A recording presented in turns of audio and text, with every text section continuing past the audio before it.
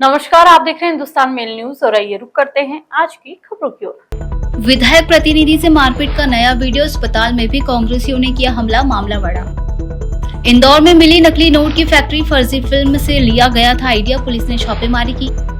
इंदौर में कोरोना के 2 नए मरीज, स्वास्थ्य विभाग में हड़कंप, कोविड पॉजिटिव मामले की पुष्टि। कुत्तों की नसबंदी पर उठी मांग, पीपुल फॉर एनिमल्स इंदौर ने सीएम कलेक्टर से सुविधा बढ़ाने की अपील की।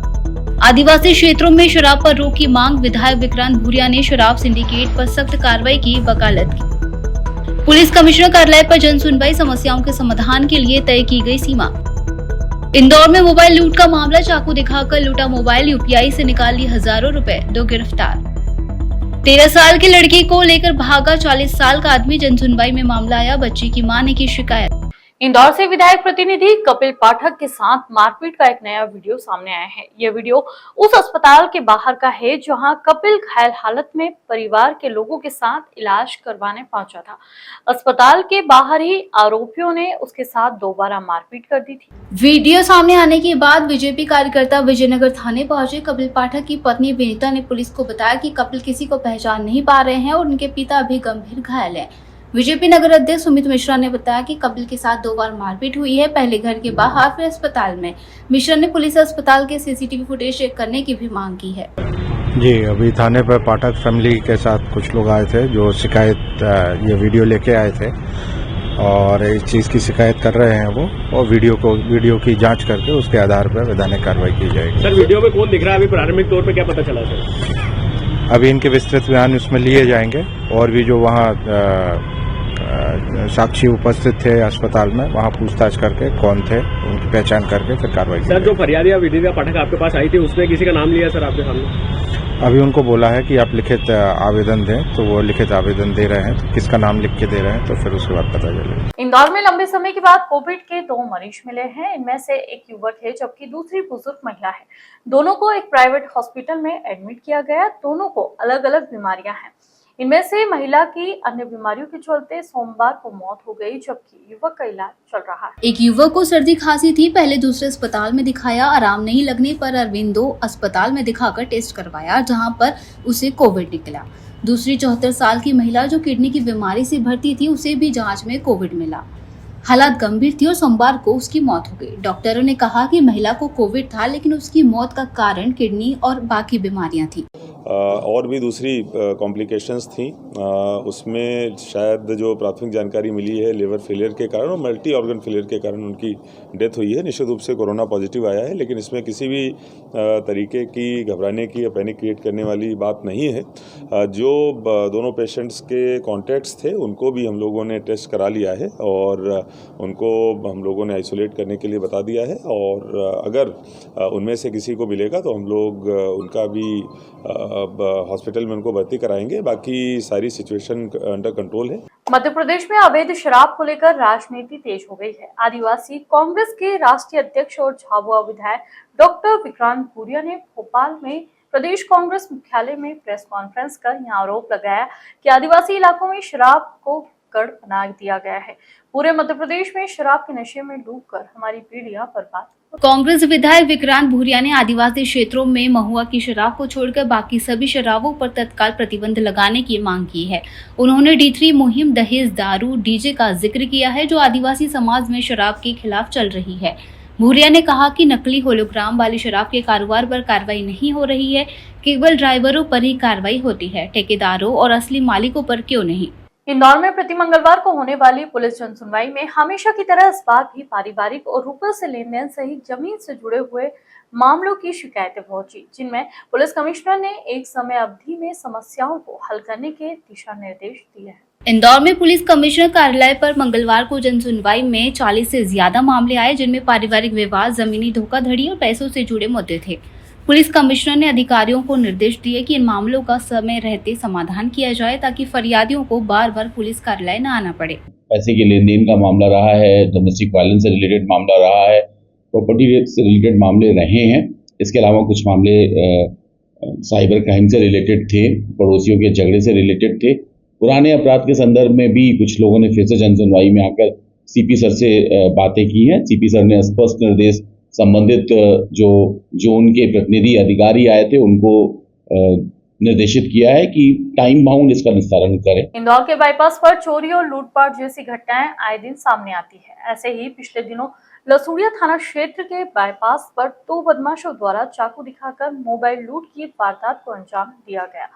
मोबाइल लूटने के बाद चाकू दिखाकर पासवर्ड भी पूछा गया, जिसके बाद यूपीआई के माध्यम से 18,000 रुपए निकाल लिए गए। 18 अप्रैल को महालक्ष्मी नगर निवासी राम अवतार राजपूत और उनके दोस्तों से बाईपास पर बदमाशों ने चाकू दिखाकर मोबाइल लूटा। पासवर्ड पूछने के बाद यूपीआई से 18,000 रुपए निकाल लिए। पुलिस ने जांच करते हुए 2 युवकों तनवीर और शोहेब को गिरफ्तार किया है, जिनसे चाकू मोबाइल बरामद हुआ है। दोनों से पूछताछ जारी है। इसमें 2 आरोपियों की पहचान की गई है। इसमें एक तनवीर है और एक शोएब है। ये दोनों ही आरोपी जिना पैलेस खैराना क्षेत्र के रहने वाले हैं। इनके पूर्व में के रिकॉर्ड भी मिले हैं और पुलिस ने इन दोनों आरोपियों को गिरफ्तार करके इनके कब्जे से जो iPhone 15 Pro और जो घटना में प्रयुक्त एक्टिवा गाड़ी थी उसको जब्त किया है और अन्य घटनाओं के संबंध में इनसे पूछताछ की जा रही है। दोनों ही आरोपी बेसिकली जब पूछताछ में ये बात भी उल्लेखनीय आई है कि ये दोनों आरोपी पैसा खर्च करने या शान शौकत के लिए, जैसे iPhone Pro या पैसे, इस तरह के मतलब शौकीन किस्म के दोनों लड़के थे और उसी कारण से उन्होंने घटनाएं कारित की। इंदौर के एक होटल के कमरे में पढ़े लिखे बेरोजगार युवक नकली नोटों की फैक्ट्री चला रहे थे।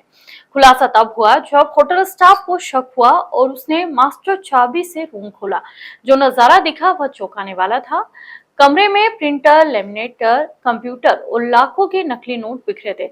सूचना मिलने पर क्राइम ब्रांच ने दबिश देकर पूरे रैकेट का भांडा फोड़ किया। शोहेब नाम का युवक जो बेरोजगार था, गुजरात के मयूर चंपा से मिला। मयूर ने फिल्म फर्जी देखकर नकली नोट बनाने का आइडिया अपनाया और शोहेब को सॉफ्टवेयर दे दिया। शोहेब ने अपने दोस्त रहीश, प्रफुल्ल, आकाश और शंकर को भी जोड़ लिया। फेसबुक के जरिए पूरा नेटवर्क जुड़ा, हाई क्वालिटी प्रिंटर और मशीनें खरीदी। 13 अप्रैल को पुलिस ने होटल में छापा मारकर 3 लोगों को गिरफ्तार किया। 500 के नकली नोट और मशीनें बरामद हुई।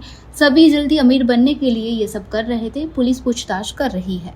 शहर में चल रहे कुत्तों की नसबंदी अभियान को लेकर पीपल फॉर एनिमल्स इंदौर के प्रियांशु जैन ने सीएम, कलेक्टर और जीव जंतु कल्याण बोर्ड को मेल कर शिकायत की है। शिकायत में प्रियांशु ने कहा कि नसबंदी के नाम पर डॉग्स के साथ क्रूरता हो रही है। 150 डॉग्स के नसबंदी के आदेश दिए गए, लेकिन इतनी व्यवस्था नहीं है कि उन्होंने नसबंदी को लेकर उचित व्यवस्था और कुत्तों को पकड़ने की टाइमिंग सहित कई मुद्दे उठाए हैं।